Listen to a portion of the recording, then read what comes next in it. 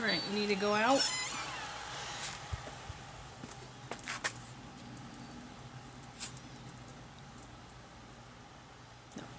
No, nope, nope, nope, no.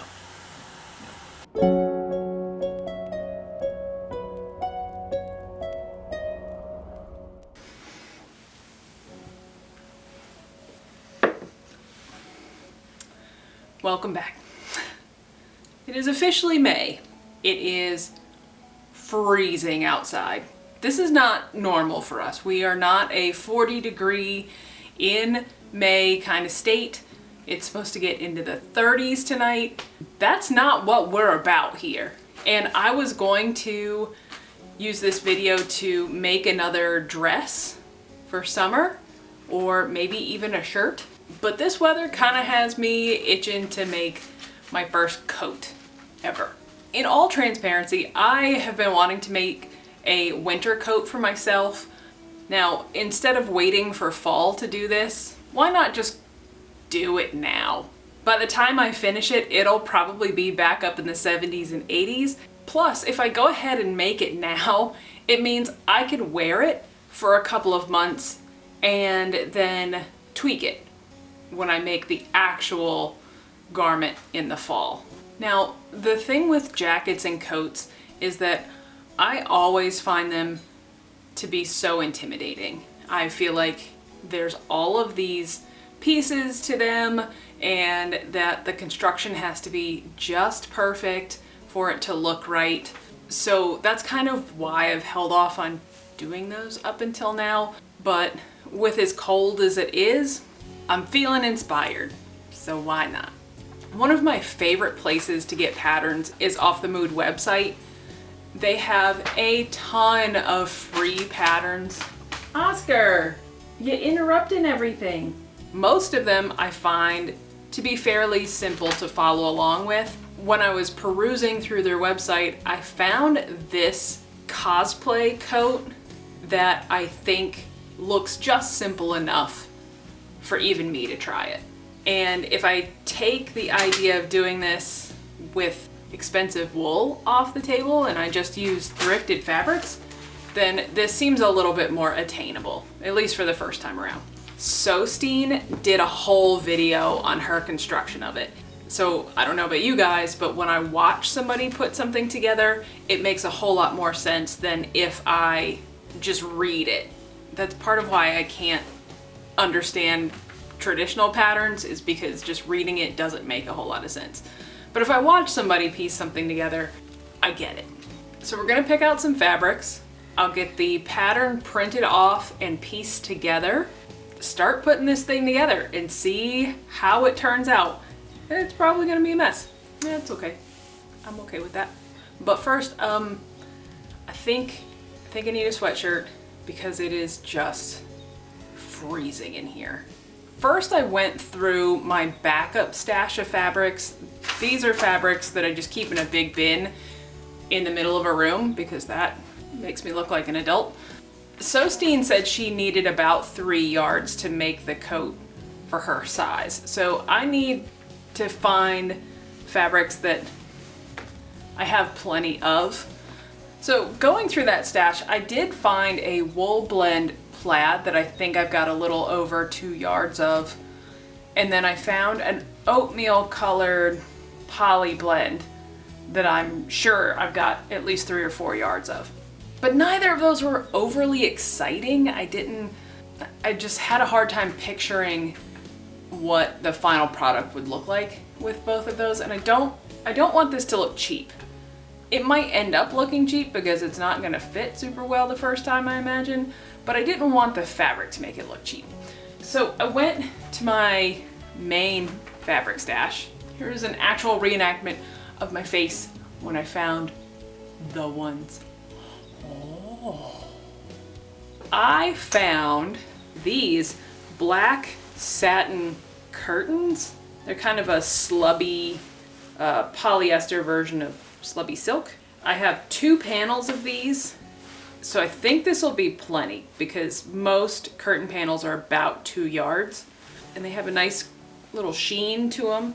And then for the lining, I'm gonna use this red striped bed sheet that's 100% cotton. So this will be up against my skin, and I think it'll feel really good.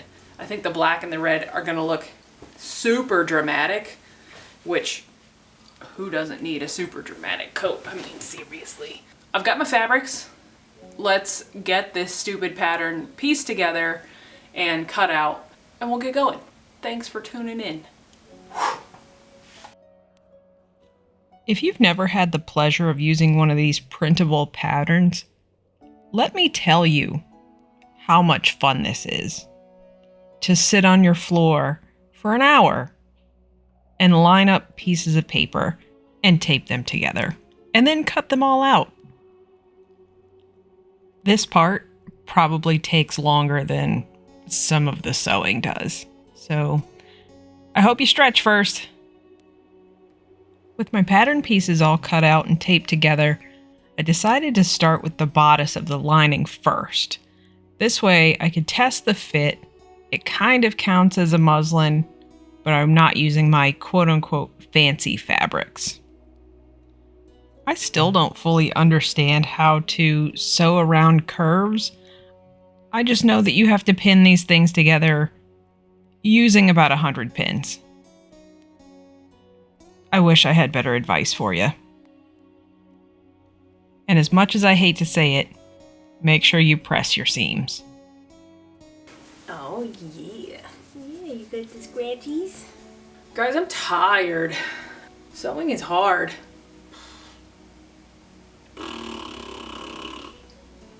So I've been working on this for about 2 hours. This is what I've got so far.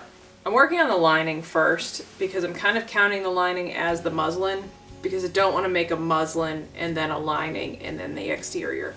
So I'm being lazy about it, and it shows a little bit. So I have one sleeve attached to the bodice part. I cut out the size 10 for the pattern, and it works on the bodice part. It just fits here around the waist, which I think will look fine once it's, you know, hemmed in and then buttoned or clasped or something. I don't know what I'm gonna do with it. So I think that's fine, but the sleeve is huge. The sleeve is all like dangly. It's not quite there. So not only am I tired, but I'm feeling, I don't know what I'm feeling. Dejected? That seems like the wrong word. Oh, well shit, what's the word? I get to these points where the fit is not what I have in my head, and it completely zaps all of my motivation out. I'm gonna just go ahead and attach the other sleeve and let it just be what it will be. I think that's what I'm gonna do. Because I keep having to remind myself that this is a test run, and I can always make it better in the fall. Here I go. Watch me go. Did I go? This is what good enough kind of looks like. I don't think it fits all that great, but it's good enough. And because I got this good enough, I decided to go ahead and cut out all of the pieces for the exterior as well. I keep having to remind myself this is a practice. I want it to turn out well, but it's all a learning opportunity. And if it doesn't turn out great this time, I'll just make it again.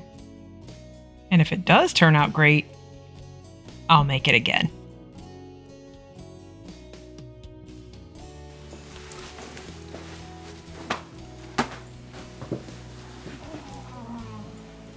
Come here, baby.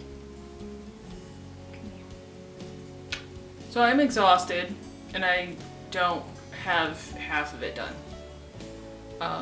But I gotta stop because my back hurts from sitting down. I got the liner done, and then I got the outside of the jacket done. I need to sew the sleeves on, and I'm gonna see how all that fits before doing the skirt part of it. So until next time,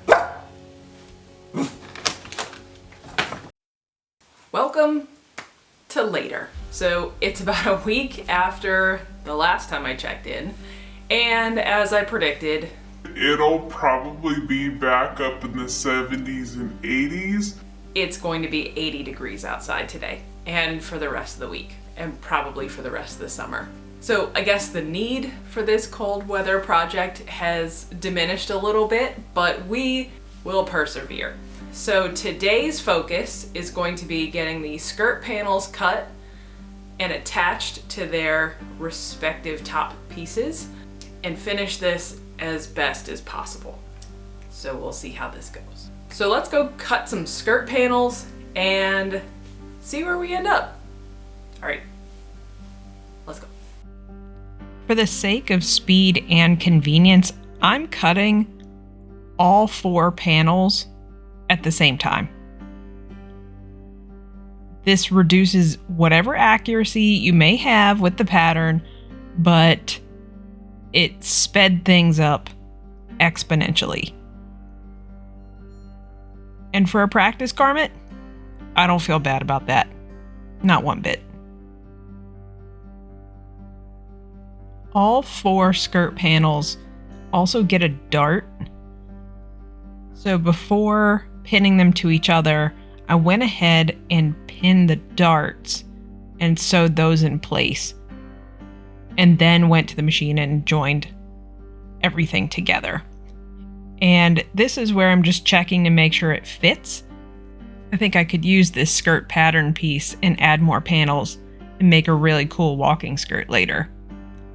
With everything joined together, yeah, it looks a little bit like a robe, but there's nothing wrong with having kind of a badass robe.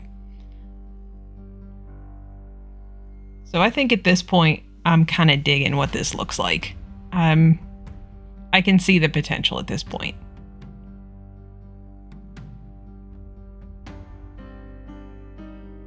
So I have the liner pieced together. Other than the sleeves being really baggy, it fits pretty well. The skirt part, I think, works really well. So I'm going to do the same thing with the exterior, with the outside part, get it all pieced together.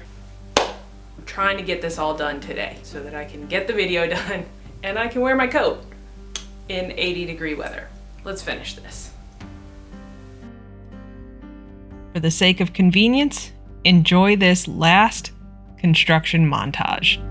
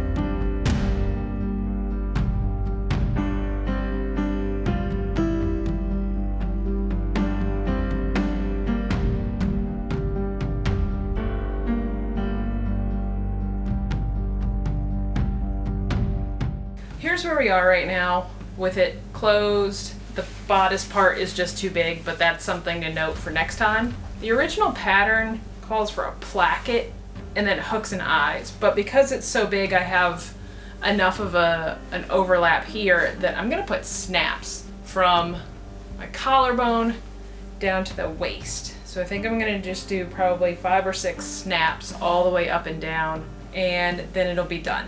We're getting there. And it's not too bad. I'm actually kind of proud of it. We'll get our closures in and then figure out kind of the next step. The final steps to making this a wearable coat are to get the snaps in place and to hem up the sleeves and the bottom. Once I got all of that completed, it's time for the reveal.